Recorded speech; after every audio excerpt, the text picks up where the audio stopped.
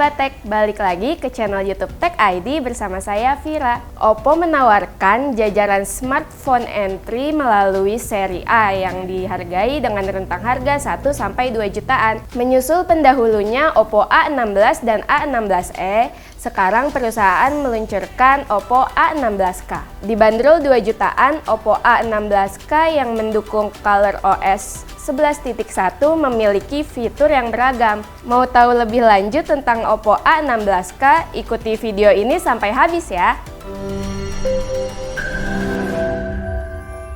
Mari kita bahas desainnya terlebih dahulu. Oppo A16K tampil lebih ramping dan stylish karena mengusung 3D sleek design. Untuk varian warna putihnya ini dipadukan dengan warna silver di sekujur sisinya. Lalu finishing panel belakangnya tidak memberikan efek licin ketika digenggam. Secara keseluruhan desainnya tidak menunjukkan smartphone murah, malah kelihatan trendy. Sementara itu, di sisi kanan terdapat tombol volume dan daya. Di sisi kiri ada slot untuk 2 kartu SIM dan 1 micro SD. Bagian atas kosong dan bagian bawah ada speaker, mikrofon, jack headphone, dan port micro USB untuk isi daya. Ya, sayangnya Oppo A16K ini belum menggunakan USB tipe C untuk mengisi daya yang pastinya bakal lebih cepat.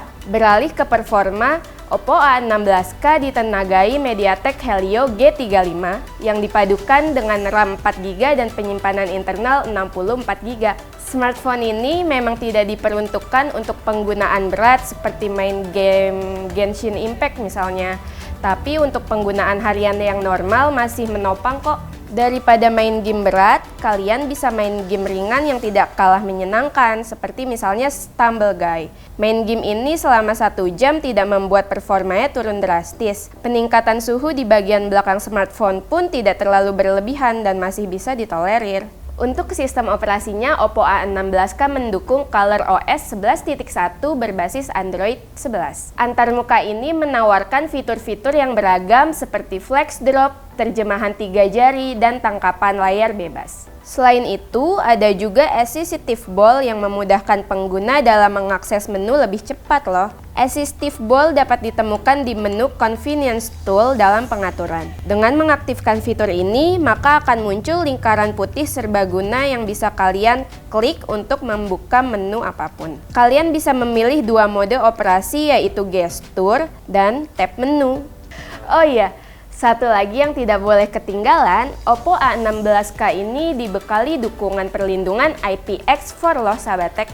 Dengan demikian, kalian tidak perlu khawatir smartphone terciprat air. Di sisi lain, kamera Oppo A16K hanya dibekali satu, yaitu kamera 13 megapiksel. Kamera ini memiliki fitur HDR backlight dan mode night. Fitur HDR-nya bekerja dengan baik. Gedung-gedung dan awan dalam gambar ini terlihat dengan jelas, dengan komposisi warna yang juga tidak buruk. Tulisan yang ada di gedung pun masih bisa terbaca meskipun sudah di zoom.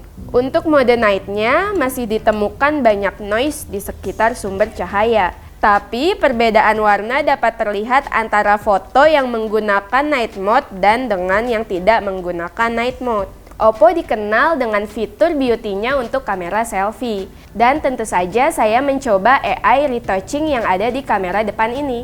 Dan berikut hasilnya. Ya, meskipun tekstur kulit jadi terlihat kurang natural, tapi saya sih puas dengan hasilnya.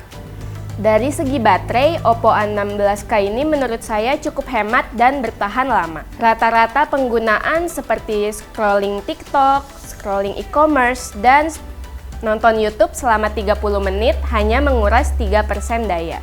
Sedangkan untuk main Stumble Guys selama 30 menit menguras 7% daya. Berikut hasilnya yang lebih lengkap dari pengujian yang telah saya lakukan.